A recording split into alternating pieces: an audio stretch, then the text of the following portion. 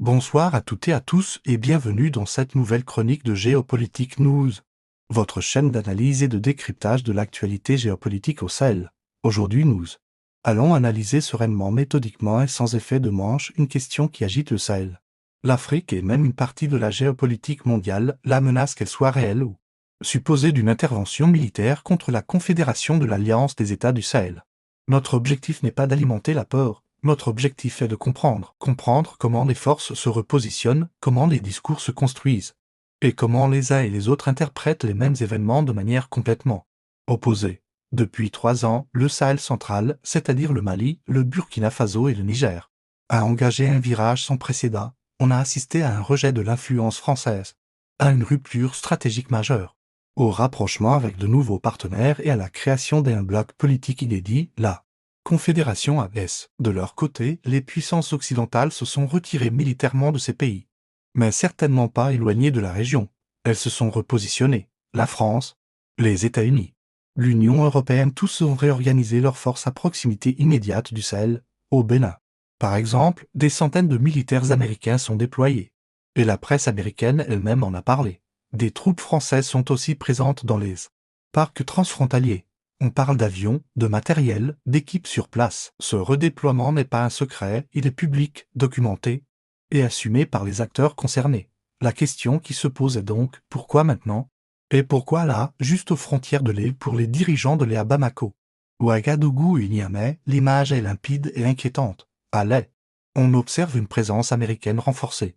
Au sud, une présence française et européenne. À l'ouest, on note également une présence européenne, notamment en Côte d'Ivoire. Au nord, une pression diplomatique intense s'exerce de la part de l'Algérie et des partenaires occidentaux. Cette configuration dessine une sorte d'encerclement géostratégique, qui alimente naturellement un sentiment de menace, et à cela s'ajoute un narratif médiatique très précis qui se diffuse largement, celui de l'effondrement imminent du Sahel, de Bamako soi-disant encerclé, du Burkina Faso au bord du chaos, et du Niger livré à l'instabilité. Ces récits ne sont pas nouveaux.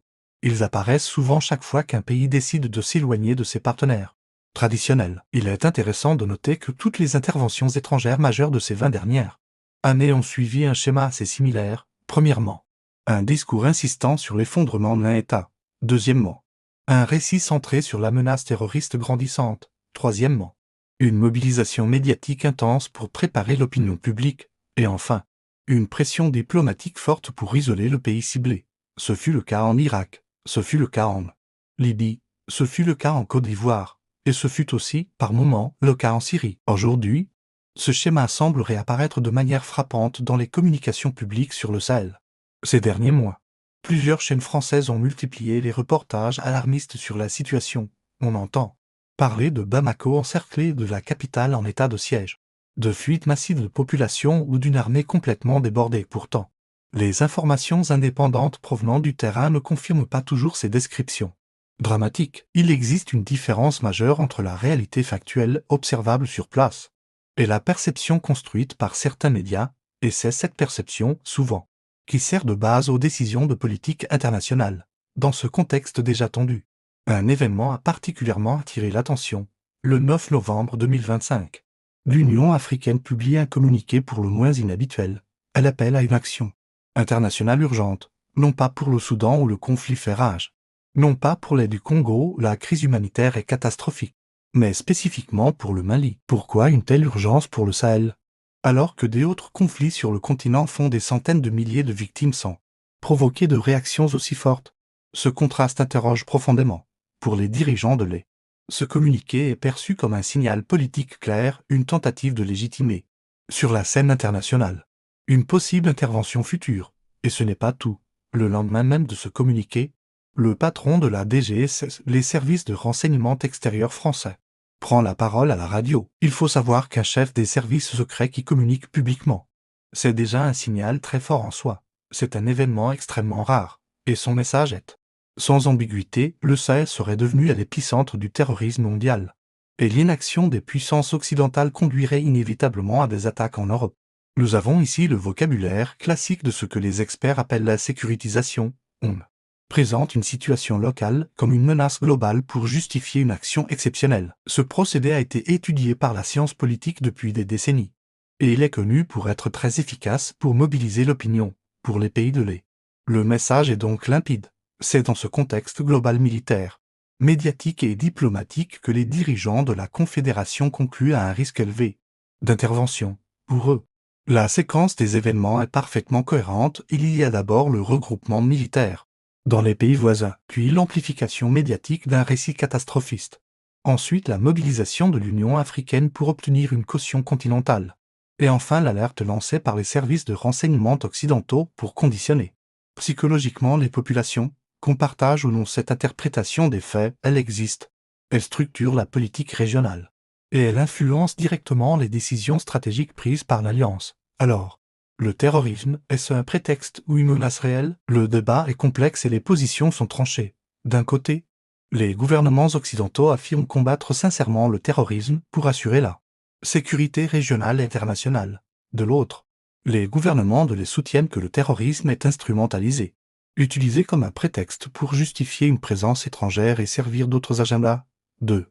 Nombreux chercheurs montrent que la vérité se situe souvent entre les deux. Les groupes armés existent bel et bien, ils représentent une menace réelle pour les populations, mais leur importance et leur nature sont souvent déformées, amplifiées et utilisées pour servir des objectifs purement politiques. Dans le Sahel, cette dualité est particulièrement visible, car derrière les discours humanitaires ou sécuritaires se cache une rivalité géopolitique profonde. C'est une lutte d'influence entre la France et la Russie, entre les États-Unis et la Chine. C'est une confrontation entre la volonté de maintenir une influence occidentale et l'aspiration à la souveraineté africaine.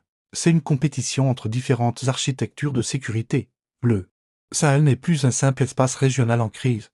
C'est devenu un nœud du nouvel ordre multipolaire mondial. C'est une zone où les Occidentaux défendent leurs intérêts stratégiques, où les Russes consolident leur influence, et où de nombreux Africains cherchent à construire leur propre autonomie stratégique. Face à cette situation complexe, que peut-il réellement se passer?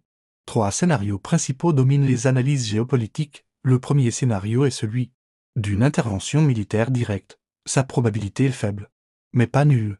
Une telle opération serait politiquement très coûteuse, militairement risquée et pourrait embraser toute la région. Le deuxième scénario, beaucoup plus probable, est celui du condam de lait. Il s'agirait d'isoler diplomatiquement et militairement la Confédération pour limiter son influence et la contraindre. Le troisième scénario est celui d'une guerre indirecte, ou guerre par procuration.